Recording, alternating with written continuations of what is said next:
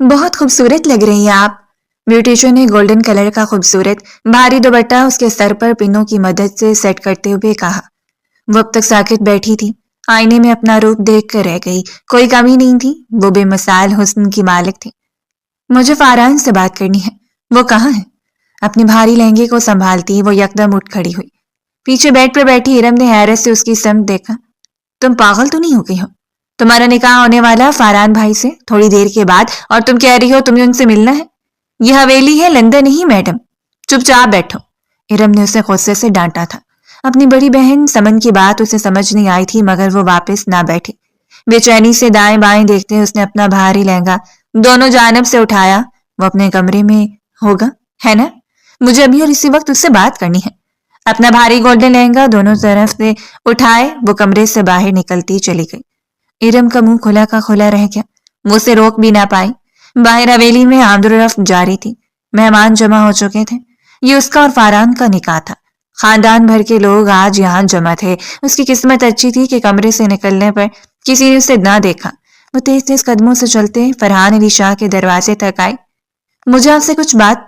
دروازہ دھکیلتے ہوئے جلدی سے اندر داخل ہوئی اور ایک پل کے لیے ساکت رہ گئی۔ وہ کمرے میں ہی موجود تھا، صوفے پر اپنی اسی تکبر اور غرور کے ساتھ بیٹھا ہوا جو اس کی شخصیت کا خاصہ تھا۔ اس نے شیروانی پہن رکھی تھی، یعنی وہ نکاح کے لیے تیار تھا، مگر وہ اکیلا نہیں تھا۔ اس کے ساتھ کمرے میں تایا جان اور تائی جان بھی موجود تھے، اور پپو جان بھی، اور بھی کئی لوگ۔ سمن کا جی چاہا وہ شرم سے گٹ جائے، کیونکہ دروازہ کھلنے کی آواز کے ساتھ ہی ان سب نے دروازے کی سمت مڑ کر دیکھا تھا۔ لو بھائی، آج کل کی دلہن تو کچھ زیادہ ہی ماڈرن ہو گئی ہیں۔ اس دلہن کا جی چاہا کہ یہ تیار ہو جائیں تو سب سے پہلے ان کا شوہر ہی دیکھیں، اسی لیے خود ہی ہاں چلی آئیں۔ یہ پپو کی طنز بھری کٹیلی آواز تھی۔ سمن نے بے بسی سے دائیں بائیں دیکھا، سب کی نگاہیں اس پر گڑی ہوئی تھیں۔ نگاہوں میں اس کی نگاہیں بھی شامل تھیں، سٹ برفیلی کھا جانے والی نگاہیں۔ وہ یکدم اپنے صوفے سے اٹھ کھڑا ہوا تھا۔ اب جو بھی بات ہوگی وہ نکاح کے بعد ہی ہوگی، اپنے کمرے میں جاؤ۔ اس کے سجے سنورے روح سے متاثر ہوئے بغیر فاران علی شاہ نے دو ٹوک انداز میں جواب دیا تھا۔ سمن کی آنکھوں میں آنسو جلملائے۔ پلیز آپ پہلے میری بات سن لیں، میں یہ نکاح۔ اس کی بات ایک دفعہ پھر ادھوری رہتی تھی۔ وہ جو ڈریسنگ ٹیبل کی سمت پلٹ رہا تھا، ایک لک مڑا اور بجلی کسی تیزی سے اس کی طرف آیا تھا۔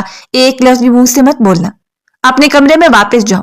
مولوی آ رہا ہے اور چپ چاپ نکاح نامے پر دستخط کر دینا۔ انکار کا مطلب مجھ سے مقابلہ کرنا ہوگا، اور تم ابھی جانتی نہیں کہ میں ہارتا نہیں صرف جیتتا ہوں۔ ایک انگلی اٹھا کر وہ چبا چبا کر کہہ رہا تھا۔ سمن کا دل ڈوب کر ابھرا، وہ اس کے بالکل سامنے کھڑا تھا، اس کی آنکھوں میں اترتی سختی وہ دیکھ سکتی تھی۔ چلو یہاں سے۔ سمن یہ اچھی بات نہیں ہے، نکاح کے لیے تیار دلہن یوں منہ اٹھا کر نہیں گھومتی۔ تائی جان نے آگے بڑھ کر بات کو سنبھالا تھا، وہ سمن کو بازو سے پکڑ کے کمرے سے باہر لے گئے۔ سمن کے قدم من کے بھڑکے ہو رہے تھے۔ وہ ایک آخری کوشش کے طور پر فاران کے کمرے میں گئی تھی، مگر اس کی آخری کوشش بھی ناکام ہو گئی تھی۔ جو کچھ ہونے والا تھا اسے ڈالنے کے بس یہی ایک طریقہ تھا۔ تائی جان پلیز، میں فاران سے نکاح نہیں کر سکتی، پلیز آپ تو میری بات مانیں۔ وہ تائی جان کی سمت مڑ کر گڑگڑائی تھی۔ انہوں نے کندھے اچکائے۔ فاران نے فیصلہ کر لیا ہے اور ہم اس سے کوئی کچھ نہیں کر سکتا۔ تم کمرے میں بیٹھو اور باہر مت نکلنا۔ انہوں نے اسے کمرے میں دھکیلا۔ اندر موجود ارم نے جلدی سے آ کے اسے سنبھالا۔ میں نے منع بھی کیا تھا نا، مت کرو یہ سب۔ جو تماشا 2 مہینے پہلے یہاں لگا تھا سب بہت زیادہ غصے میں ہے۔ کسی کی جان گئی تھی سمن، اور وہ بھی تمہاری وجہ سے۔ اب کوئی تمہیں معاف نہیں کرے گا، سزا تو تمہیں بھگتنی ہی ہوگی۔ وہ اس کی بہن تھی، دکھی گلوگیر انداز میں کہتی سمن کو اپنے ساتھ لپٹا کر رونے لگی تھی، جو خود حال سے بحال ہو رہی تھی۔ بیوٹیشن نے گھونگھٹ والا سرخ دوپٹہ آ کر اس کے چہرے کے آگے تک اڑا دیا تھا۔ وہ صرف 15 منٹ کے بعد مولوی کمرے میں داخل ہوا اور نکاح نامہ اس کے سامنے رکھ دیا۔ سائن کرو سمن۔ ایک ساتھ کئی آوازیں ابھر رہی تھیں، ہر کسی کو اس کے دل کی کیفیت کا اندازہ تھا، مگر کوئی اس کی مدد کے لیے نہیں آیا تھا۔ سمن نے کپاتے ہاتھوں سے پین پکڑا اور دستخط کرتی چلی گئی۔ کیا آپ کو فاران علی شاہ کے ساتھ اپنا نکاح قبول ہے؟ مولوی کی آواز کمرے میں گونجی تو سمن کا دل ڈوبنے لگا۔ یہ سب پہلے بھی تو ہوا تھا، ٹھیک 2 مہینے پہلے۔ سمن نے آنسو بھری نگاہوں سے نکاح نامے کی سمت دیکھا۔ بس دولہے کا نام مختلف تھا، مہران علی شاہ کی بجائے وہاں فاران علی شاہ لکھا تھا۔ سمن نے آنکھیں میچی۔ میں نہ تب خوش تھی اور نہ ہی اب، شاید میری قسمت میں صرف آنسو ہی لکھے ہیں۔ بامشکل اس نے قبول ہے کہا۔ نکاح ختم ہوا تھا، سب لوگ دعا کرتے ہوئے کمرے سے چلے گئے۔ کمرے میں صرف گھڑی کی ٹک ٹک گونجتی رہی۔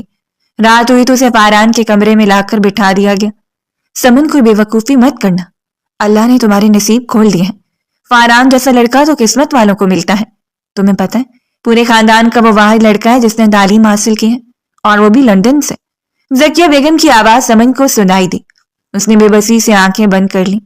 آپ یہاں سے چلی جائیں امی جان، مجھے آپ سے کوئی بات نہیں کرنی۔ اس نے رخ موڑ لیا تھا۔ زکیہ بیگم نے دودھ کا گلاس سائڈ ٹیبل پر رکھا اور خاموشی سے کمرے سے باہر نکل گئی۔ اپنی جانب بڑھنے والی موت کی چاپ سمن کو محسوس ہو رہی تھی۔ وہ جانتی تھی کمرے میں داخل ہونے والا شخص پیار محبت تو دور کی بات اسے ہمدردی بھی نہیں رکھتا، وہ تو اس کا دشمن تھا، کھلا دشمن جو شاید آج اسے جان سے مارنے والا تھا۔ کمرے کا دروازہ آہستگی سے کھلا مگر پوری قوت کے ساتھ دوبارہ بند کیا گیا تھا۔ سمن کا دل اچھل کر حالت میں آ گیا۔ اٹھو، تمہیں بیڈ پر بیٹھنے کی اجازت کس نے دی ہے؟ وہاں دیوار کے ساتھ کھڑی ہو، فاران علی شاہ نے آتے اسے حکم دیا تھا۔ اپنے بند ہوتے دل کو سنبھالتے وہ اٹھ کھڑی ہوئی۔ سامنے ڈریسنگ ٹیبل تھا، آئینے میں سے اپنا عکس نظر آیا۔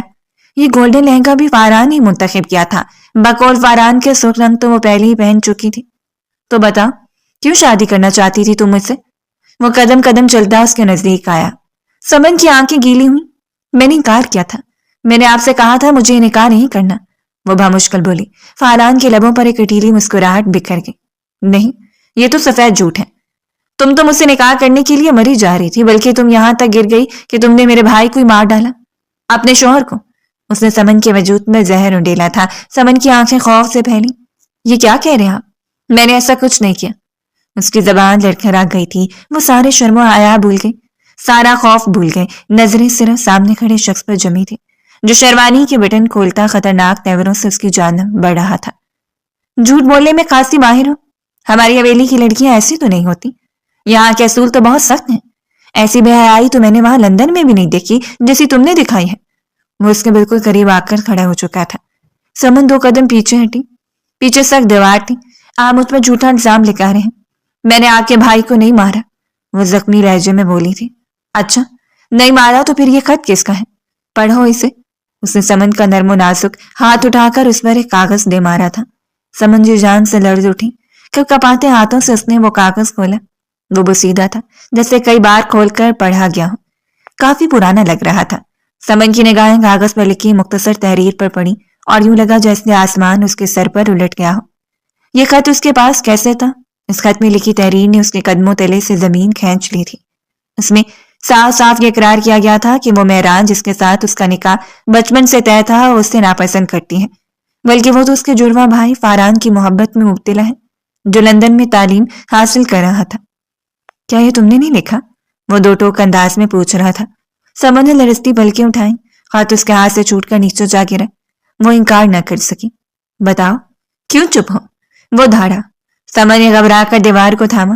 دیکھا، میں جانتا تھا تم نے ہی لکھا تھا یہ خط جو مہران کی موت کا سبب بنا۔ خودکشی کر لی اس نے اس غم میں کہ جس لڑکی کو وہ بچپن سے چاہتا تھا اس نے اپنے شوہر کو دھوکہ دیا۔ تم سے وفا کی امید کیے رکھنا۔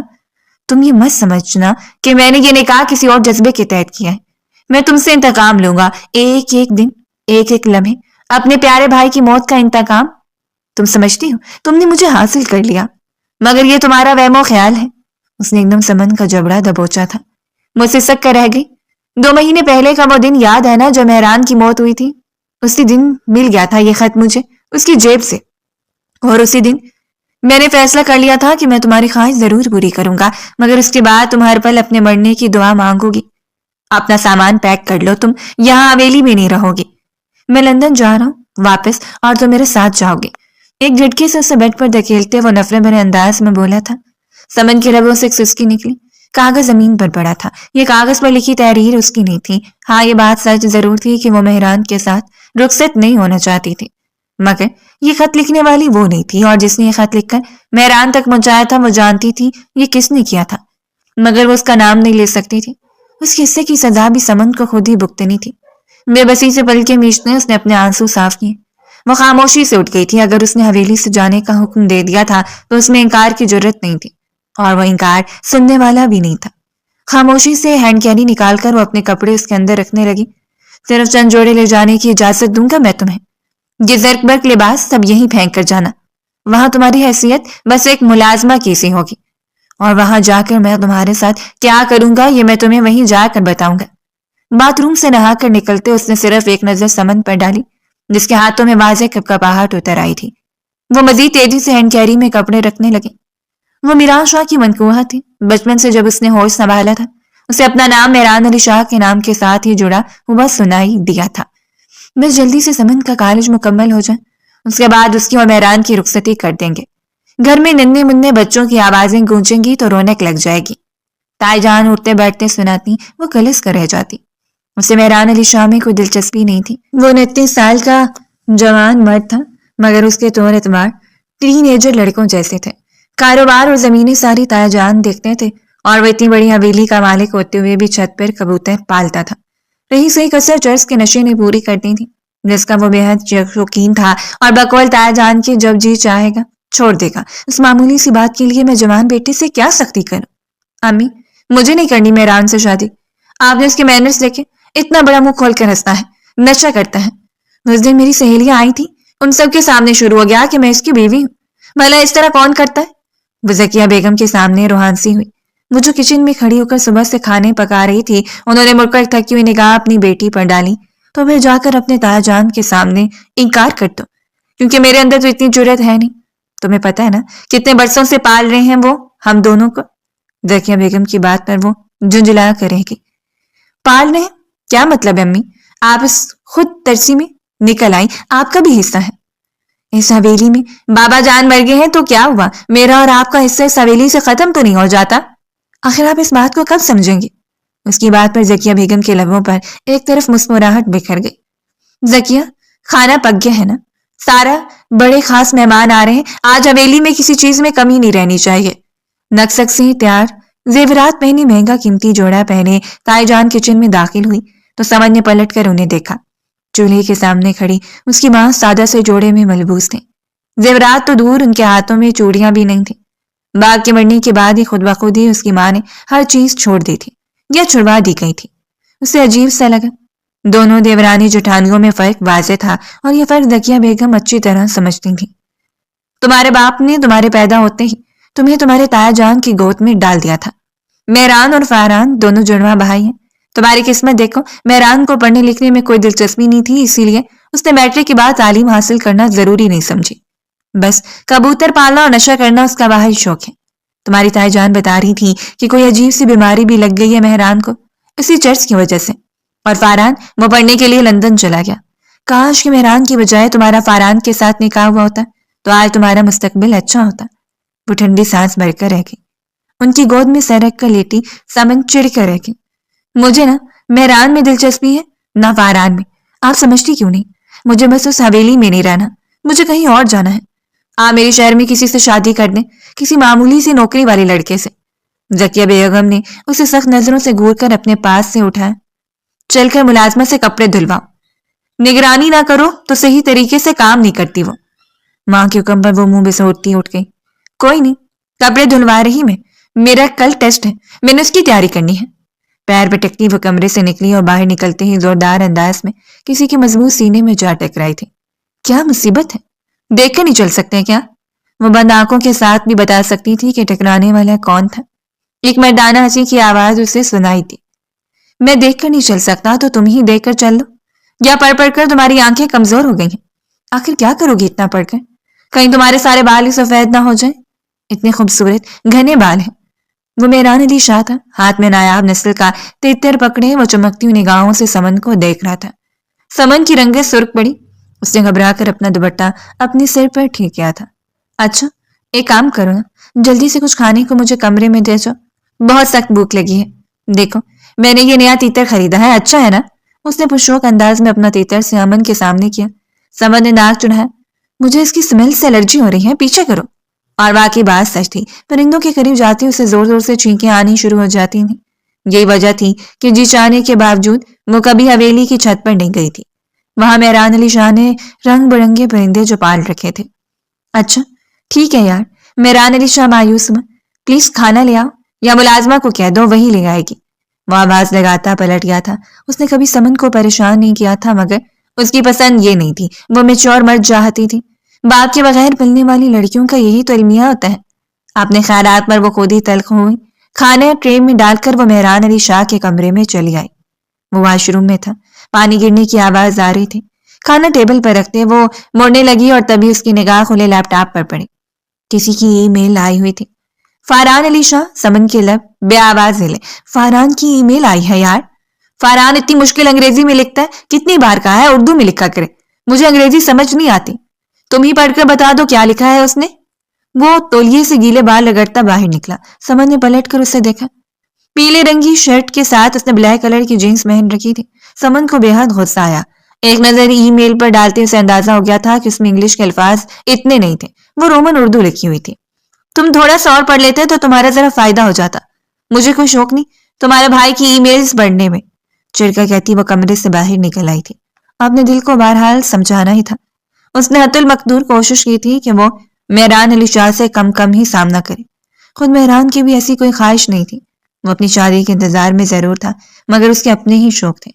دوستوں کے ساتھ ہلنا گلنا, گھومنا پھرنا اور اپنے پرندوں کا خیال رکھنا. سمن کے فائنل ایگزامز ہونے لگے تو کچھ زیادہ ہی مصروف ہو گئی. انہی مصروفیات کے دوران اس سے پتہ نہ چلا کہ حویلی میں کوئی خاص قسم کی تیاریاں چل رہی تھیں. چونکہ تو وہ اس روز جب آخری پرچہ دیکھ کر وہ گھر میں داخل ہوئی. کالج کے سفید یونیفارم میں اس کی رنگت دمک رہی تھی. بال پونی کی صورت جکڑے تھے. اندر آتے اس نے اپنے اوپر اوڑھی ہوئی چادر اتار کر دائیں بازو پر ڈال لی. کتنی زیادہ گرمی ہے آج. وہ سر جھنجھلائی ہوئی تھی. اندر آتے اس نے اپنا بیگ صوفے پر پٹکا. باہر کی گرمی کی نسبت اندر کتنا سکون ہے. وہ صوفے پر ڈھیر ہوئی. میرے لیے کپ کافی بنا دیجیے پلیز. شائستہ مردانہ آواز میں سمن نے چونک کر آنکھیں کھولی. لاؤنج کے صوفے پر مہران علی شاہ بیٹھ رہا تھا. وائٹ کلر کی ڈیسنٹ سی ٹی شرٹ کے نیچے جینس پہنے اس نے کلائی میں مہنگی سی گھڑی پہن رکھی تھی. بال انتہائی سلیقے سے جمائے گئے تھے. اس نے ملازمہ کو کافی لانے کا کہا تھا. سمن کو حیرت ہوئی. اس نے ہمیشہ مہران علی شاہ کے بال ماتھے پر ہی بکھرے ہوئے دیکھے تھے. بیئرڈ بھی بڑے سلیقے سے بنائی گئی تھی. انتہائی شائستگی سے صوفے پر بیٹھتے اس نے اپنے سامنے ٹیبل پر رکھا لیپ ٹاپ کھولا. تم کب سے کافی پینے لگے؟ اگر پہلی دفعہ ٹرائی کرنے لگے ہو تو میں تمہیں بتا دوں وہ کڑوی ہوتی ہے. تمہیں تو 3 چمچ چینی ڈال کر چائے پینے کی عادت ہے نا. وہ جھنجھلائے ہوئے انداز میں بولے. سامنے صوفے پر بیٹھے شخص نے حیرت سے نگاہیں اٹھائیں. میں ہمیشہ سے کافی پیتا ہوں, چائے تو میں نے کبھی چکھی بھی نہیں. اور 3 چمچ چینی وہ کون پیتا ہے یار. اس کے انداز میں حیرت تھی. سمن کے چہرے پر الجھن بکھری. اچھا تو نیا طریقہ ڈھونڈا ہے مجھے امپریس کرنے کا. اس صاحب نے. وہ جھنجھلا کر اٹھ کھڑی ہوئی. ملازمہ نے کافی لا کر ٹیبل پر رکھی مگر نہ جانے کیسے وہ لڑکھڑا گئی. گرم کافی مہران علی شاہ کے جوتے پر جا گرے. ملازمہ بری طرح سے گھبرائے. صاحب میں صاف کر دیتی ہوں, آپ غصہ نہ کرنا. وہ ٹیشو لے کر بخلائی ہوئی انداز میں جوتے پر جھکی مگر مہران نے یکدم اس کے ہاتھ سے ٹیشو لے لیا تھا. ارے آپ گھبرائیے نہیں, غلطی تو کسی سے بھی ہو سکتی ہے. انتہائی نرمی سے کہتے وہ ٹیشو سے خود اپنے جوتے کو صاف کر رہا تھا. سمن نے حیرت سے پورا گھوم کر اس کی سمت دیکھا. یہ مہران کو آج کیا ہو گیا ہے؟ ایسی حرکت پر وہ تو ملازمہ پر پل پڑتا اور تب تک نہ چین سے بیٹھتا جب تک ملازمہ حویلی چھوڑ کر نہ چلی جاتی. مگر یہ اتنی شائستگی کا مظاہرہ کیوں کر رہا ہے؟ وہ حیرت سے مہران کو دیکھ رہی تھی جو ملازمہ کو ریلیکس رہنے کا کہتے ہوئے اطمینان سے اپنا جوتا صاف کر رہا تھا. ڈسٹ بن میں ٹیشو پھینکتے ہیں اس نے ملازمہ کو ایک دفعہ پھر کافی لانے کا کہا. انتہائی کنٹرولڈ اور ٹھنڈے مزاج کا یہ انسان مہران تو لگ ہی نہیں رہا تھا. فاران تم اتنی جلدی اٹھ گئے؟ میں نے تو سنا ہے لندن سے آنے والے لوگ 2-2 3-3 دن سوتے ہیں, تبھی ان کی نیند کا شیڈول ٹھیک نہیں ہوتا. تائی جان محبت سے کہتے ہوئے اس کی سمت بڑھے ہی تھی. سمن کی آنکھیں جھٹکے سے کھلی. وہ مہران نہیں تھا, وہ فاران تھا. مہران کا ہم شکل, اس کا جڑواں بھائی. وہ لندن میں زیر تعلیم تھا. کیا وہ واپس آ گیا؟ وہ لڑکھڑا کر 2 قدم پیچھے ہٹے. فاران کی سحر انگیز پرسنالٹی تھی. وہ انتہائی نرمی سے اپنی ماں سے مل رہا تھا. اس کے انداز میں عجیب سا ٹھہراؤ تھا. اس کے چہرے پر لکھا تھا کہ وہ اپنی پرسنالٹی سے واقف ہے. کتنا پر اعتماد تھا وہ. سمر نے بے اختیار اپنی نگاہیں چرائی. ذہن خود بخود ہی مہران علی شاہ اور اس کا موازنہ کرنے لگا تھا. ذکیہ بیگم کے الفاظ اس کے ذہن میں گونجے مگر وہ سر جھٹکتی واپس اپنے کمرے میں چلی آئی. مگر فاران علی شاہ کی شخصیت اس کے ذہن پر چپک کر رہ گئی تھی. رات کے کھانے پر وہ سب ٹیبل پر بیٹھے تھے. جب نہ چاہتے ہوئے بھی سمن کا دھیان بار بار بھٹک کر فاران کی طرف جاتا رہا. مہران اس کے ساتھ ہی بیٹھا تھا. بات بات پر کہکے لگاتے ہوئے وہ اپنے مخصوص جوشیلے انداز میں قصے سنا رہا تھا جن میں آدھے سے زیادہ تو جھوٹے تھے. فاران خاموشی سے کھانا اپنی پلیٹ میں ڈالے دھیما سا مسکرا دیتا. سمن نے دیکھا جہاں مہران نے اپنی پلیٹ کناروں تک بھر رکھی تھی اور جانوروں کی طرح بوٹی کو ہاتھوں سے بھنبوڑ رہا تھا، وہی مہران سلیقے سے چمچ اور فاک کی مدد سے کھانا کھا رہا تھا۔ سمن کو ابگائی سی آئی۔ میں اپنے کمرے میں جا رہی ہوں، چڑے ہوئے انداز میں کہتی وہ اپنے کمرے کی سمت مڑ گئی۔ ہمیں جلدی مہران اور سمن کی رخصتی کر دینی چاہیے، اور اب تو فاران بھی آیا ہوا ہے، بہت اچھا موقع ہے نا؟ تایا جان کی بات اس کے سر پر ہتھوڑے کی طرح برسی تھی۔ ذکیہ بیگم نے کیا جواب دیا وہ سنے بغیر ہی کمرے میں بند ہو گئی تھی۔ اس رات وہ خاموشی سے تکیے میں سر دیے لیٹی تھی جب ذکیہ بیگم کمرے میں داخل ہوئی۔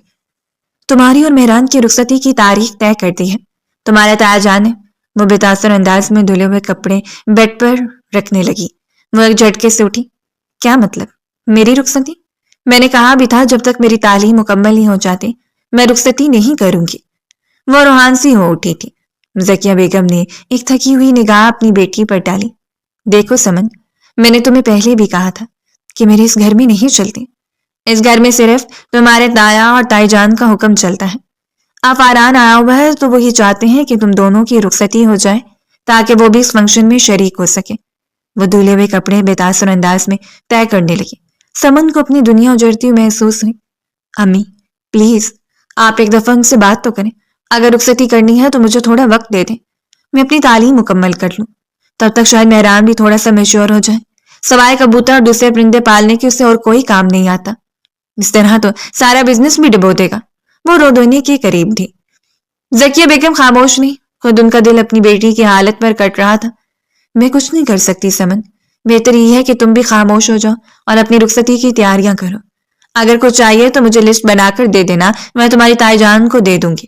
شاپنگ تو ویسے وہ اپنی مرضی سے ہی کریں گی، ہو سکتا ہے تمہاری چیزیں بھی ساتھ لے آئیں۔ ان کے انداز میں ہلکی سی تلخی اتر آئی۔ چند کپڑے طے کر کے وہ جیسے تھکے ہوئے انداز میں کمرے سے باہر نکل گئی۔ کپڑوں کا ڈھیر یوں ہی بیڈ پر پڑا رہا۔ سمن کا دل چاہا وہ پھوٹ پھوٹ کر روتے۔ میں اتنی نازک مزاج کیوں بن رہی ہوں جب مجھے پتا تھا کہ یہ سب تو ہونا ہی ہے؟ مہران میرا شوہر ہے اور مجھے اس کے ساتھ رخصتی ہی تو کروانی ہے، بس خواہ مخواہ رونے دھونے کی کوئی ضرورت نہیں۔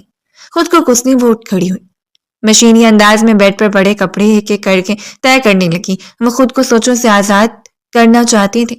ذہن میں بار بار کسی کی شبیہ اتر رہی تھی، کسی کا شائستہ لہجہ اس کے ذہن میں گونج رہا تھا، اور مہران کے چھت پھاڑ کہہ کے اس کا نشہ کرنا۔ وہ سر جھٹک کر کام میں مصروف ہو گئی۔ سمن تم یہاں ہو، مجھے تم سے کچھ بات کرنی ہے۔ جانی پہچانی آواز پر سمن نے رخ موڑ کر دیکھا۔ دروازے پر مہران علی شاہ کھڑا تھا۔ سوکھ رنگ کی چیک والی شرٹ اور بلیک جینس پہنی تھی۔ حلیہ ہمیشہ کی طرح وہی تھا، مگر چہرے پر آج کچھ غیر معمولی سنجیدگی تھی۔ ہاں بولو، کیا بات ہے؟ اس نے آہستگی سے دوپٹہ اپنے سر پر ٹھیک کیا، مگر وہ کام میں مصروف ہی رہی۔ کچھ دیر پہلے میں یہاں سے گزر رہا تھا تو میں نے تمہاری اور چچی جان کی باتیں سن لی۔ کیا تم اس رشتے پر راضی نہیں ہو؟ اس کے انداز میں ہلکا سا دکھ تھا۔ سمن نے چونک کر اس کی سمت دیکھا۔ موقع اچھا تھا، وہ انکار کر سکتی تھی، اسے بتا دیتی کہ تم مجھے پسند نہیں ہو، مجھے تمہاری پرسنالٹی اچھی نہیں لگتی، میں کسی اور کو۔ سمن کے دماغ میں ایک زوردار جھناکا ہوا، وہ اپنے خیال کو بھی مکمل نہیں کر پائے۔ شرم آنی چاہیے مجھے، اس کے نکاح میں ہوتے ہوئے میں کسی اور کو کیسے پسند کر سکتی ہوں؟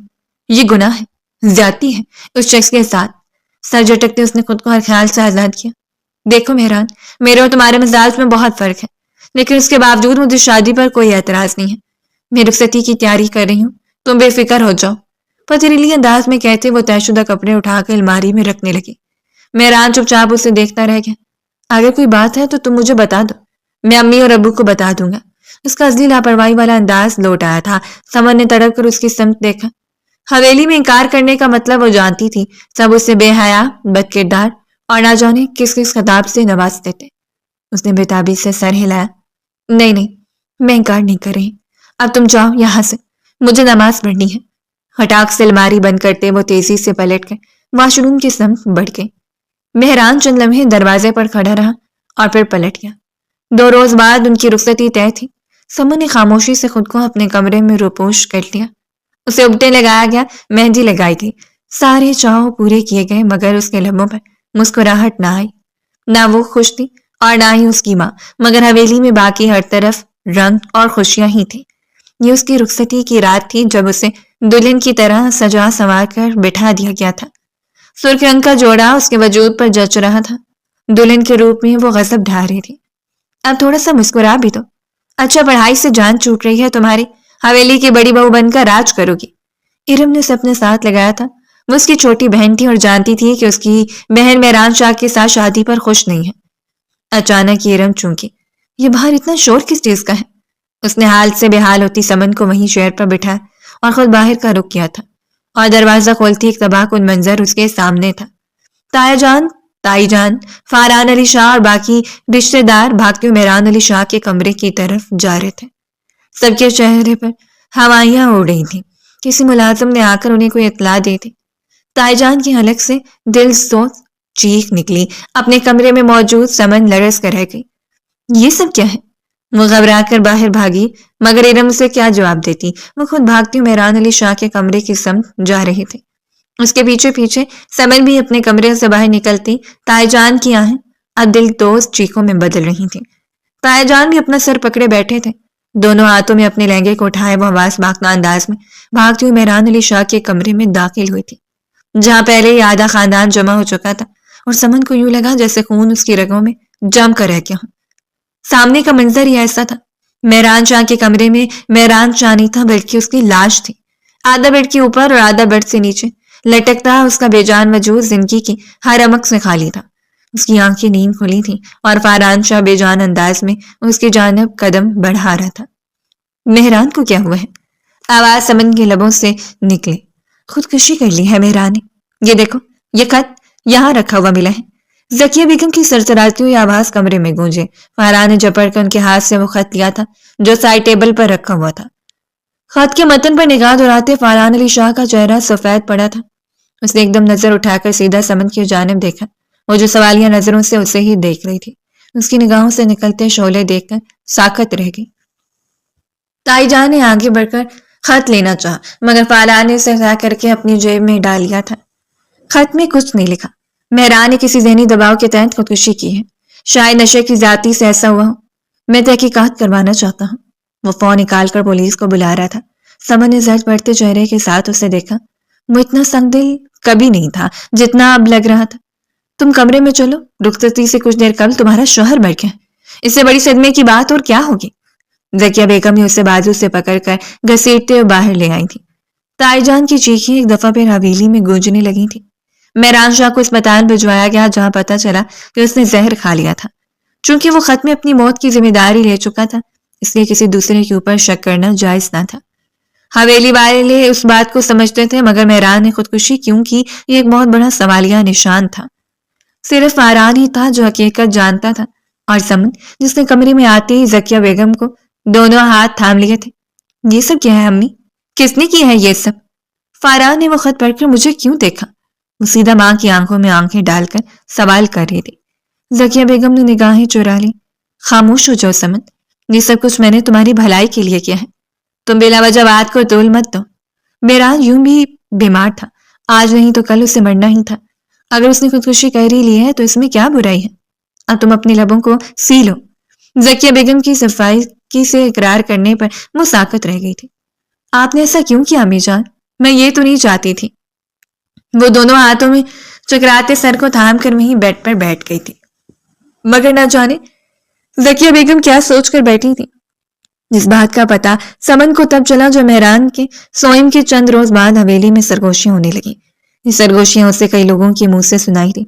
ذکیہ بیگم نے تایا جان سے درخواست کی تھی کہ اگر مہران نکاح سے پہلے وفات پا گیا ہے تو وہ فاران کے ساتھ سمن کا نکاح کر دے، کیونکہ خاندان بھر میں اب ہر کوئی سمن کو منحوس کہنے لگا ہے، اور کوئی بھی اس کے ساتھ اپنے بیٹے کا نکاح کرنے پر تیار نہیں۔ ذکیہ بیگم کی بات درست تھی، جو بھی ملنے آتا وہ سمن کا عجیب سی نگاہوں سے دیکھتا رہتا۔ یہ مہران شاہ کے انتقال کو 1.5 مہینہ گزرنے کے بعد کی بات تھی، جب ایک شام فاران شاہ حویلی میں داخل ہوا۔ تایا جان اسے دیکھ کر اٹھ کھڑے ہوئے۔ تم نے واپس لندن ہی جانا، کافی دن گزر گئے ہیں مہران کی موت کو، مگر تم تو بالکل خاموش ہو گئے ہو۔ خود ان کے کندھے بھی جھک چکے تھے۔ فاران خاموشی سے ان کے سامنے صوفے پر بیٹھ گیا۔ ذکیہ بیگم وہی آس پاس کسی کام میں مصروف تھی۔ چچو جان سمن کو تیار کیجیے، چند روز بعد میرا اور اس کا نکاح ہے، اس نے 2 ٹوک انداز میں کہا تھا۔ ذکیہ بیگم سمیت تایا جان بھی چونکے، مگر اس نے کسی کو سوال کرنے کا موقع نہیں دیا۔ نکاح کرنے کے لیے اس کے پاس بس ایک ہی جواز تھا کہ وہ مہران کی بیوہ ہے اور وہ اسے کسی اور کے ساتھ نکاح کرتے ہوئے نہیں دیکھ سکتا۔ مگر سمن جانتی تھی، جو نفرت اس کی نگاہوں میں سمن کو دیکھ کر ابھرتی تھی، اس کا دل دہل جاتا تھا۔ وہ خط جو اس نے خاموشی سے اپنی جیب میں رکھ لیا تھا، اس خط میں کیا لکھا تھا؟ ہر گزرتا لمحہ اسے اپنے اور ذکیہ بیگم کے گرد موت کا پھندا کستا ہوا محسوس ہوتا تھا، مگر وہ کچھ نہ کر سکی اور آخرکار آج وہ اس کے نکاح میں تھی۔ اگلے دن تو نہیں مگر چند دن بعد ہی فاران نے اپنے اور سمن کے لندن جانے کا اعلان کر دیا تھا۔ اس نے کس طرح کاغذات بنوائے تھے، کیا طریقہ اپنایا تھا، وہ کچھ نہیں جانتی تھی، مگر حویلی میں کسی نے فاران کی بات پر کوئی اعتراض نہیں کیا۔ صرف ذکیہ بیگم تھی جو ذرا سا گھبرا گئی تھی۔ سمن کے چہرے پر نئی نویلی دلہن والے کوئی تاثرات نہیں تھے۔ کیا فاران تمہارے ساتھ ٹھیک تو ہے نا؟ انہوں نے سمن کا ماتھا تھامتے ہوئے پوچھا تھا۔ وہ پھیکا سا مسکرا دی۔ میں کچھ نہیں جانتی امی، آپ نے کیا کیا فاران نے اور مہران نے؟ آپ سب لوگوں نے مجھے استعمال کیا، بس آخر آپ مجھے کیوں بتا نہیں دیتی کہ آپ نے کیا کیا تھا؟ فاران کو آخر مجھ پر کس بات کا غصہ ہے؟ وہ خط جس میں نے فاران سے اپنی محبت کا اقرار کیا، وہ خط میں نے نہیں لکھا تھا، میں جانتی ہوں وہ خط آپ نے لکھا تھا۔ آپ نے کیوں وہ خط مہران تک پہنچایا؟ وہ ماں کے سامنے پھٹ پڑی تھی۔ ذکیہ بیگم گہری سانس لے کر کمرے سے پلٹ گئی۔ وہ بیٹی کے سامنے کوئی جواب نہیں دے سکتی تھی اور یوں وہ اس کے ساتھ لندن چلی آئی، اس برف سے ڈھکے ہوئے شہر میں جہاں وہ خود بھی ایک برف کا مجسمہ بن گئی تھی۔ لندن میں اس کا اپنا ایک اپارٹمنٹ موجود تھا۔ ٹیکسی سے اتر کر اپنا سامان لے کر اپارٹمنٹ کے اندر چلا گیا، جبکہ وہ ٹیکسی میں سے اپنا ہینڈ کیری نکال کر بمشکل گھسیٹتی ہوئی اپارٹمنٹ کے اندر آئی۔ اتنی سی دیر میں چینکوں سے اس کا برا حال ہو گیا تھا۔ یہاں کا موسم اس کی توقع کے برخلاف کہیں زیادہ سخت تھا۔ اپارٹمنٹ میں اس کے چند دوست ٹھہرے ہوئے تھے۔ فاران کو آتے دیکھ کر وہ سب خوش اخلاقی سے ملے۔ کچھ انگریز تھے اور کچھ ایشیائی۔ یہ لڑکی کون ہے؟ ایک نے حیرت سے پوچھا۔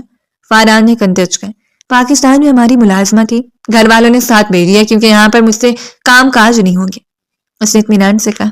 مزے ہیں ایشیائی لوگوں کے، ملازمائیں، وہ بھی اتنی خوبصورت، ایک انگریز لڑکی نے بے بسی سے کہا۔ فاران کے مسکراتے لب سمٹے جبکہ وہ پیچھے کھڑی سرخ پڑ رہی تھی۔ تم اپنے کمرے میں جاؤ، میرے دوست کچھ دیر بعد چلے جائیں گے۔ اس نے پیچھے پلٹ کر سمن کو حکم دیا۔ وہ خاموشی سے ایک سمت بڑھ گئی۔ اس کا کمرہ یہاں کون سا تھا؟ اسے تو یہ بھی نہیں پتا تھا۔ اندازے سے ہی وہ ایک کمرے میں داخل ہو گئی۔ یہ نیا ماحول، نیا گھر اس کے لیے سب کچھ انجان تھا اور ساتھ لانے والے اس کی مدد کرنے پر تیار نہیں تھا۔ نہ جانے وہ کتنی دیر تک بیٹھی رہی۔ باہر سے آنے والی آوازیں تھم گئی۔ فاران نے اپنے سارے دوستوں کو رخصت کر دیا تھا۔ سمن نے فلائٹ میں بھی کچھ نہیں کھایا تھا۔ شدید بھوک کے ہاتھوں مجبور ہو کر جس وقت وہ باہر نکلی، اپارٹمنٹ کے چاروں طرف گہری رات اتر چکی تھی۔ وہ لاؤنج میں ہی بیٹھا تھا، لیپ ٹاپ کھول کر کچھ کام کر رہا تھا۔ مجھے بھوک لگی ہے، کیا کچھ کھانے کو مل جائے گا؟ اگر پکانے کے لیے کچھ ہے تو میں پکا لوں گی۔ اس نے بڑی ہمت کر کے فاران کو مخاطب کیا تھا۔ اس نے ایک نظر اٹھا کر دیکھنے کی زحمت بھی نہیں کی۔ کمر میں لیٹا ہوں، میرا بھائی بھی کچھ نہیں کھا پی رہا۔ نہ جانے اس کے وہاں پر کیسے حالات ہیں، تمہاری وجہ سے وہاں پہنچا نا وہ، اور تم صرف دیکھو، تھوڑی دیر کی بھوک برداشت نہیں ہو رہی۔ اس کے نفع بھرے انداز پر وہ سن سی رہ گئی تھی۔ آنکھوں میں آنسو نمودار ہونے لگے۔ آپ کے بھائی نے میری وجہ سے خودکشی نہیں کی، نہ ہی میں نے اسے مجبور کیا تھا زہر کھانے کے لیے۔ آخر آپ سمجھتے کیوں نہیں؟ وہ تھک کر بولی تھی۔ اتنی نفرت سہنا اس کے لیے آسان نہیں تھا۔ گہری سانس لے کر فاران علی شاہ نے لیپ ٹاپ بند کیا اور سیدھا چلتا اس کے مقابل آ کر کھڑا ہوا تھا۔ اس کی گہری کالی آنکھیں سمن کو اپنے وجود کے آر پار ہوتی ہوئی محسوس ہوئی۔ میرا بھائی صرف تمہاری وجہ سے مرا ہے، شکر کرو کہ میں تمہارے ساتھ وہ سب نہیں کر رہا جو مہران کے ساتھ ہوا ہے، اس لیے میرے سامنے مظلومیت کا رونا بند کرو۔ میں کھانا کھا چکا ہوں، تمہیں کچن میں کچھ ملتا ہے تو کھا لو، اس سے زیادہ ہمدردی میں نہیں کر سکتا۔ سنجیدگی سے کہتا وہ پلٹ کر پھر صوفے پر بیٹھ گیا تھا۔ سمن کا دل ڈوبنے لگا۔ اتنی ذلت کے بعد اسے کیا بھوک لگنی تھی؟ خاموشی سے چلتی وہ واپس اپنے کمرے میں چلی آئی تھی۔ تکیے میں منہ دیے وہ دیر تک ذکیہ بیگم کو یاد کر کے روتی رہی، بغیر کسی غلطی کے اسے اتنی بڑی سزا مل رہی تھی۔ رات کا نہ جانے کون سا پہر تھا جب آہٹ پر وہ چونک کر جاگی۔ کچن میں صرف یہی پڑا ہوا تھا، اس لیے یہ کھا لو، کل سے میں سارا سامان منگوا کر اپارٹمنٹ میں رکھ دوں گا۔ اس کی سرد آواز کمرے میں گونجی تھی۔ سمن نے چوم کر دیکھا، اس کے ہاتھ میں کوئی ٹرے تھی جسے وہ بیزاری سے ٹیبل پر رکھ رہا تھا۔ بریڈ، جیم، نوٹیلا کچن میں موجود ہر چیز وہ اٹھا کے لے آیا تھا، وہ ساکت رہ گئی۔ وہ ظلم کرنا چاہتا تھا تو پھر پوری طرح کرے نا۔ ایک نظر آدھی سوئی آدھی جاگی سمن پر ڈالتے وہ کمرے سے باہر نکل گیا۔ سمن نے اس رات طے کر لیا تھا کہ اب وہ اسے مخاطب نہیں کرے گی۔ اس نے خود ہی کچن میں موجود چیزوں کا استعمال سیکھ لیا۔ نلکے عجیب طرح کے تھے، ہر چیز ہی پاکستان کے مقابلے میں الگ تھی، مگر وہ رفتہ رفتہ سب سیکھتی گئی۔ وہ اپنا لیپ ٹاپ گھر رکھ جاتا تھا۔ یوٹیوب کی مدد سے اس نے اپنے علاقے میں موجود آس پاس کے سٹورز کا پتہ چلا لیا تھا۔ ضرورت پڑتی تو خود باہر جا کر سامان لے آتی تھی۔ فاران علی شاہ نے اتنا احسان کیا تھا کہ گھر میں رقم کہاں رکھی ہوتی ہے اسے اتنا بتا دیا تھا، مگر اسے مخاطب نہیں کرتا تھا۔ سمن کو اندازہ نہیں تھا کہ اسے یہاں کیوں لایا تھا، اور اس رات آخرکار اسے پتا چل ہی گیا کہ اسے یہاں کیوں لایا تھا۔ اس شام وہ کسی کام سے باہر گیا تھا۔ سمن کو اس کی بات اور مصروفیات سے اندازہ ہو رہا تھا کہ وہ یہاں اپنی کوئی فوڈ چین شروع کرنے لگا، اس لیے اتنا زیادہ مصروف تھا۔ وہ بیزار انداز میں کمرے سے نکل کر باہر آئی تو لاؤنج میں ٹیبل پر اس کا موبائل پڑا تھا۔ موبائل دیکھتی اس کے دل میں ایک ہوک سی اٹھی۔ کتنے دن ہو گئے تھے ماں سے بات کیے ہوئے۔ اس نے ٹیبل پر پڑا فاران شاہ کا موبائل اٹھایا۔ تھوڑا سا ڈھونڈنے پر اسے زکیہ بیگم کا نمبر موبائل میں مل گیا تھا۔ یہ خوشی کی لہر سی اس کے اندر دوڑ گئی۔ باہر رات پھیل رہی تھی، مگر پاکستان میں یقیناً اس وقت دن ہوگا۔ امی جاگ رہی ہوں گی۔ اس نے فون ملایا۔ چند گھنٹیاں جانے کے بعد زکیہ بیگم کی آواز سنائی تھی۔ ان کی آواز سنتے ہی وہ خوشی سے سرشار ہو گئی تھی۔ میری بچی، کیسی ہو تم؟ تم نے تو جا کر ہمیں فون تک نہیں کیا۔ جانتی ہوں میں کتنی زیادہ پریشان تھی۔ کتنی بار تمہاری تائی سے بولا ہے میں نے کہ میری بات کروا دے، مگر وہ سنتی ہی نہیں۔ زکیہ بیگم پریشان ہو اٹھی تھی۔ سمن کے چہرے پر پھیکی سی مسکراہٹ پھیل گئی۔ میں بہت خوش ہوں امی۔ فاران یہاں آنے کے بعد بالکل بدل گئے ہیں، میرا بہت خیال رکھتے ہیں۔ یہاں بہت اچھا اپارٹمنٹ ہے، مجھے تو یہاں سچ مچ بہت اچھا لگ رہا ہے۔ ماں کو مطمئن کرنے کی خاطر وہ بولتی چلی گئی، اور دوسری جانب واقعی زکیہ بیگم اندر تک سرشار ہو گئی تھی۔ کس نے کہا تھا تم خوش ہو؟ شاید میری غلطی ہے کہ میں تمہیں جو سبق سکھانے کے لیے یہاں لایا تھا وہ سبق میں نے تمہیں دیے ہی نہیں۔ جانی بے جانی آواز پر چونک کر مڑی تھی۔ وہ بالکل پیچھے ہی کھڑا تھا۔ جانے والی نگاہوں سے اسے دیکھتے سمن کو شرمندگی ہوئی۔ امی، میں آپ سے بعد میں بات کروں گی۔ اس نے فون کاٹنا چاہا، مگر فاران نے جبر سے اس کے ہاتھ سے موبائل لے لیا تھا۔ نہیں، بعد میں کیوں؟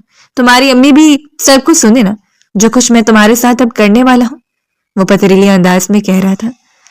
سمن کے جہاں ہوش اڑے تھے تو دوسری جانب زکیہ بیگم کا دل بھی تڑپ اٹھا تھا۔ سن رہی ہے نا چچی جان، آپ کی پیاری بیٹی جس میں آپ کی جان بستی ہے، میں اس کے ساتھ اب جو کچھ کروں گا وہ آپ بھی دیکھیں گی۔ سمن کے وجود بے جان سا ہونے لگا۔ آج صبح سے اسے بخار محسوس ہو رہا تھا، اور فاران کی باتیں سن کر تو اس کا سر درد سے پھٹنے لگا۔ اسے سمجھ نہ آ رہی تھی کہ شخص ایسا کیوں کر رہا ہے۔ موبائل کو ٹیبل پہ پٹکتے اس نے سمن کا بازو پکڑا۔ آؤ تمہیں بتاتا ہوں کہ تکلیف ہوتی کیا ہے۔ اسے گھسیٹا وہ بیرونی دروازے تک لے آیا۔ سمن نے بے یقین نگاہوں سے باہر کی سمت دیکھا، جہاں برف برس رہی تھی۔ اندر ٹمپریچر نارمل تھا، مگر باہر اسے جھجری سی آئی۔ جب تمہیں سخت برفانی رات میں باہر وقت گزارو گی اور تمہیں کوئی پناہ گاہ نہیں ملے گی، تب تمہیں پتا چلے گا کہ دکھ اور تکلیف کہتے کسے ہیں۔ میرا بھائی بھی ایسے ہی تڑپا ہوگا نا، تم بھی تھوڑا تڑپنے کا لطف لے لو۔ اسے باہر دھکیلتے اس بیرونی دروازے بند کیا۔ سرد ہوا سمن کے وجود سے آ کر ٹکرائی تو وہ جھجری لے کر رہ گئی۔ اسے کیوں کر رہے ہیں فاران؟ پلیز دروازہ کھولیں۔ اس نے تڑپ کر 2-3 دفعہ دروازہ بجایا۔ نہ تو اس نے گرم کوٹ پہن رکھا تھا اور نہ ہی کوئی شال، وہ سادہ سے پاکستانی کپڑوں میں ملبوس تھی، اور اوپر ایک ہلکا پھلکا سا سویٹر پہن رکھا تھا۔ سرد ہوا اس کے وجود کو چیرنے لگے، مسلسل گرتی برف اور اس کے بالوں پر آ کر ٹھہرنے لگی تھی۔ فاران پلیز، باہر بہت ٹھنڈ ہے، میں نے آخر کیا کیا ہے؟ سمن کی آواز ڈوبنے لگی تھی۔ بخار میں جلتا وجود مزید جھلسنے لگا، مگر اندر وہ تو اطمینان سے پلٹ گیا تھا۔ کئی دفعہ دروازہ بجانے کے بعد سمن نے بے بسی سے دائیں بائیں دیکھا۔ یہ مین روڈ نہیں تھا، یہاں آس پاس کوئی خاص گھر بھی نہیں تھے، نہ وہ یہاں کسی کو جانتی تھی۔ خوف اس کے وجود میں سرایت کرنے لگا۔ رات گہری اور کالی ہو رہی تھی۔ مسلسل گرتی برف اور بڑھتی ٹھنڈ سمن کے عذاب ہتھوڑے برسانے لگی۔ بے جان ہوتی ٹانگوں کے ساتھ وہ وہیں باہر کی سیڑھیوں پر بیٹھ گئی۔ آنسو مسلسل اس کی آنکھوں سے بہنے لگے تھے۔ آخر میرا قصور کیا ہے؟ صرف یہی کہ آپ کو ایک نظر دیکھنے پر میرے دل نے آپ سے محبت کر لی تھی، یا یہ کہ میں مہران سے شادی نہیں کرنا چاہتی تھی؟ دونوں ہاتھوں میں چہرہ چھپائے وہ سسک کر رونے لگی۔ کتنی دیر تک وہ روتی رہی، برف مسلسل گرتی رہی، اس کا وجود ٹھنڈنے لگا۔ بخار شدید ہوا تو وہ یوں ہی سیڑھیوں پر بیٹھے بیٹھے بے سود ہو کر ایک طرف کو لڑک گئی. اسے موت کی چاپ اپنے پاس محسوس ہو رہی تھی. پتہ نہیں کتنا وقت گزرا جب دروازہ کھول کر فارحان علی شاہ باہر نکلا. سیڑھیوں پر بے سود انداز میں اسے پڑے دیکھ کر وہ تیزی سے آگے بڑھا تھا. سمن کیا ہوا تمہیں؟ اسے چھوتے فارحان علی شاہ کا رنگ اڑا. وہ شدید بخار میں تپ رہی تھی. اسے دونوں بازوؤں میں احتیاط سے اٹھاتے وہ اندر لایا تھا. سمن کی آنکھ کھلی تو وہ باہر برفیلی رات میں سڑک پر نہیں بلکہ آرام دہ کاؤچ پر تھی. اس کے اوپر کمبل اڑایا گیا تھا. وہ ایک جھٹکے سے اٹھ بیٹھی. شدید کمزوری کے باعث اسے زوردار چکر آیا تھا. اس کے بالکل سامنے رکھے صوفے پر فارحان علی شاہ بیٹھا تھا. بند مٹھی لبوں پر جمائے وہ اسی کو دیکھ رہا تھا. کیوں اندر لایا آپ مجھے؟ مرنے دیتے باہر. اگر آپ کو مجھ سے اتنی نفرت ہے تو تلخ انداز میں کہتے اس نے کمبل اپنے اوپر سے اٹھا کر پھینکا. کہاں جا رہی ہو؟ فارحان نے اسے دیکھ کر سوال کیا. یہاں سے جا رہی ہوں میں نہیں رہنا چاہتی آپ کے ساتھ. میں نے کوئی گناہ نہیں کیا جس کی میں سزا بھگتوں.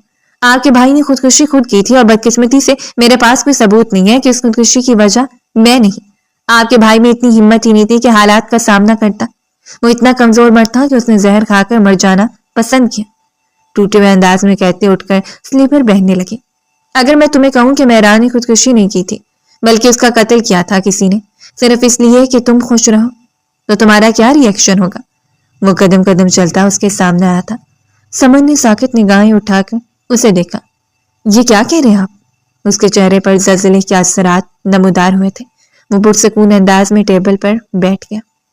لگا ہی تھا مجھے کہ تمہیں اس بارے میں کچھ نہیں پتا. مہران وہ تمہیں پسند کرتا تھا. ایک مضبوط پرسنالٹی کا مالک نہیں تھا. میرا جڑواں بھائی.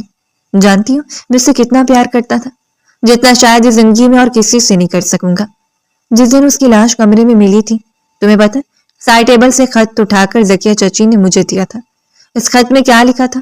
سمجھ نہ سمجھی کے عالم میں سر ہلا. ہاں اس خط میں وہی لکھا تھا نا جو آپ نے مجھے دکھا. وہ حیران تھی. فارحان نے نفی میں سر ہلایا.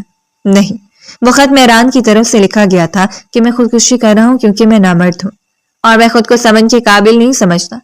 میں نے وہ خط طے کر کے اپنی جیب میں ڈال لیا تھا. میرا پہلا ری ایکشن یہی تھا کہ یہ خط لکھنے والی تم ہو کیونکہ وہ مہران کی ہینڈ رائٹنگ نہیں تھی. فورنزک تحقیقات اور اسپتال میں جائزے کے فوراً بعد مجھے ڈاکٹر نے بتا دیا تھا کہ مہران نے زہر خود نہیں کھایا بلکہ اسے اس کی لا علمی میں زہر دیا گیا تھا. کیا تم جانتی ہو کہ ایسا کس نے کیا تھا؟ سمن کے وجود میں دراریں پڑی. زکیہ بیگم کا چہرہ اس کی نگاہوں کے آگے لہرایا. جنہوں نے کہا تھا کہ یہ سب کچھ میں نے تمہاری خوشی کے لیے کیا ہے. تو وہ خط جس میں یہ لکھا تھا کہ میں آپ سے محبت کرتی ہوں مہران سے نہیں وہ کیا تھا؟ وہ اٹھ کھڑی ہوئی تھی. ساری کڑیاں الجھی ہوئی تھی. فارحان نے گہری سانس لی. وہ خط مجھے مہران کی دراز میں سے ملا اور جانتی ہوں دونوں خطوط کی ہینڈ رائٹنگ بالکل سیم تھی. تب مجھے 100% یقین ہو گیا کہ یہ کسی اور کی چال تھی. میرا بھائی خودکشی نہیں کر سکتا تھا. سوئم کی روزی میں پتہ چلا چکا تھا کہ میرے بھائی کو زہر کس نے دیا. اور جانتی ہوں وہ کس نے کیا؟ تمہاری سکی ماں نے. کیونکہ وہ چاہتی تھی کہ تمہاری شادی مہران کی بجائے مجھ سے ہو جائے. انہوں نے پہلے تمہارا محبت کا اقرار نامہ مہران تک پہنچایا جسے پڑھ کر مہران دکھی تو ہوا مگر وہ پھر بھی تم سے شادی کرنا چاہتا تھا. اس نے مجھ سے بات کی تھی. وہ یہ سمجھتا تھا کہ جلد وہ تمہارا دل جیت لے گا خود کو بدل لے گا مگر شاید زکیہ چچی کی اس پر بھروسہ نہیں تھا اس لیے انہوں نے رخصتی سے پہلے اسے زہر دے دیا. یہ بات صرف میں جانتا ہوں. میں چاہتا تو بدلہ لے سکتا تھا. تمہاری ماں کو پولیس کے حوالے کر سکتا تھا مگر نہیں. وہ میری بھی کچھ لگتی ہیں. اپنی اولاد کی خوشی کے لیے انہوں نے میرے بھائی کو قربان کر دیا. میں ان سے بدلہ لینا چاہتا تھا. ہر پل سلگتا رہا اسی لیے میں تمہیں یہاں لایا تاکہ تمہیں نت نئی اذیتیں دے کر انہیں تکلیف پہنچاؤں. مگر پتہ نہیں کیوں میں تمہیں کوئی تکلیف دے نہیں سکا. کل رات بھی جب میں نے تمہیں باہر نکالا تو میں یہی چاہتا تھا تمہیں کوئی نقصان پہنچے مگر میں زیادہ دیر خود کو روک نہیں پایا اور تمہیں واپس اندر لے آیا. اور تمہیں بخار میں تڑپتے بے ہوش دیکھ کر مجھے اس بات کا اندازہ ہوا کہ کب تمہیں لیے اتنی اہمیت اختیار کر گئی مجھے پتہ ہی نہیں چلا. میں تمہیں دکھ نہیں دے سکتا. زکیہ چچی کو تکلیف پہنچانے کے لیے بھی نہیں. وہ بے بسی سے کہہ رہا تھا. سمن ساکت کھڑی تھی. اس کے اندر ایک لفظ بولنے کی ہمت بھی نہیں بچی تھی. پے در پے انکشافات نے اسے جھنجھوڑ کر رکھ دیا تھا. اس کی سادہ سی ماں نے اتنا بڑا کھیل کھیلا تھا صرف اس کی خوشی کی خاطر. سمن کی آنکھوں میں آنسو نمودار ہونے لگے. آپ نے سب کچھ کیوں کیا امی؟ آپ نے تائی جان سے بات کرنے کی ہمت نہیں تھی تو آپ نے دوسرا طریقہ اپنا لیا.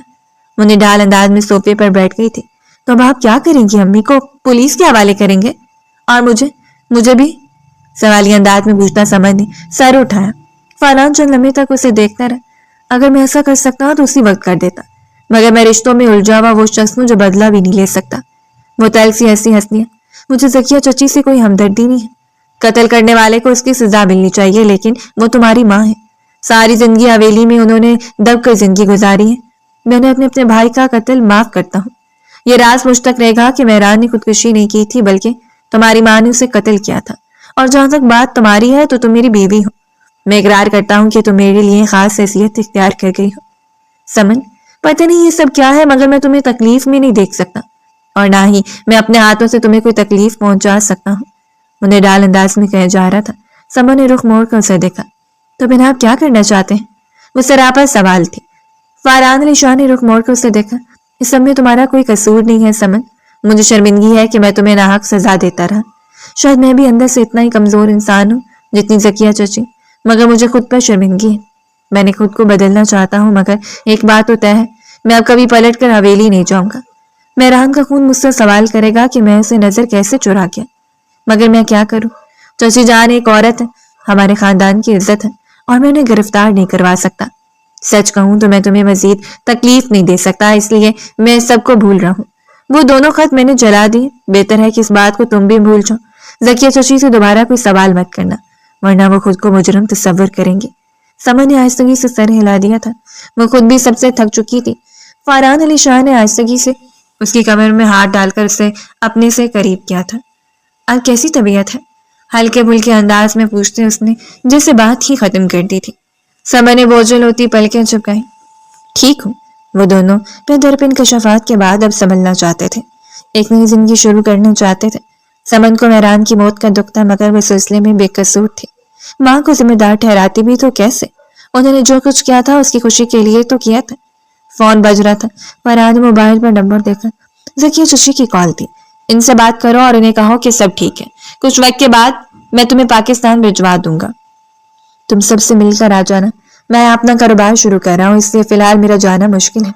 हल्के फुल्के अंदाज में कहते वो उठ खड़ा हुआ। मैं खाना ऑर्डर कर रहा हूँ, तुम्हें कुछ स्पेशल चाहिए? समर ने नफी में सर हिला दिया और कॉल रिसीव करके कान से लगाई थी। दूसरी जानब जकिया बेगम बेहद परेशान थी। तुम ठीक तो हो ना समन? फरहान ने तुम्हारे साथ क्या किया? आखिर वो क्यों तुम्हारे साथ ये सब कुछ कर रहा है? उससे कहो जो भी बात करनी है मुझसे करे, मुझे तुम्हें कुछ बताना था। वो इंतहाई घबराई हुई अंदाज में कह रही थी। समर ने आहिस्तगी से उनकी बात काटी। सब ठीक है अम्मी, मेरा और उनका थोड़ा सा झगड़ा हो गया था, बस मियाँ बीवी में ये सब होता रहता है। हम दोनों आपस में बहुत खुश हैं। मैं कुछ ऐसे बाद पाकिस्तान आऊंगी और आपने मुझे जो कुछ बताना था वो सब भूल जाए, क्योंकि मैं नई जिंदगी शुरू कर चुकी हूँ। आप भी आगे बढ़ जाए। जकिया बेगम बर्फ का मुजस्समा बनकर रह गई थी। समर ने ना कहते हुए उन्हें सब कुछ कह दिया था। दो आंसू उनकी आंखों से टूटकर दुपट्टे में जज्म हो गए। समर ने फोन काट दिया था। जकिया बेगम के लिए ये इत्मीनान बहुत था कि उनकी बेटी अब खुश थी, मगर जो एहसास जुर्म और शर्मिंदगी उनके अंदर था वो कभी खत्म नहीं होने वाली थी। मेज पर पड़ी अपनी कैंसर की रिपोर्टों को उन्होंने दराज के अंदर रख दिया। ये राज जल्द ही उनके साथ भी खत्म हो जाने वाला था। उनसे दूर, बहुत दूर लंदन की सर्द फिजाओं में समन और फरहान एक दूसरे का हाथ थामे चलते जा रहे थे। तुम्हें खाने में क्या पसंद है? मुझे तो देसी फूड ज्यादा पसंद है, वो आराम से पूछ रहा था। समन ने कंधे उचका दिए। तो बहुत भूख लग रही है, कुछ भी खिला देंगे तो खा लूंगी। उसकी बात पर फरहान के लबों पर बेख्तियार मुस्कुराहट फैली। ओ गॉड, कितनी मासूम बीवी मिली है मुझे। समन हंस दी। उनकी आवाजें भीड़ में गुम होती जा रही थी। दोनों ने एक दूसरे का हाथ मजबूती से थाम रखा था।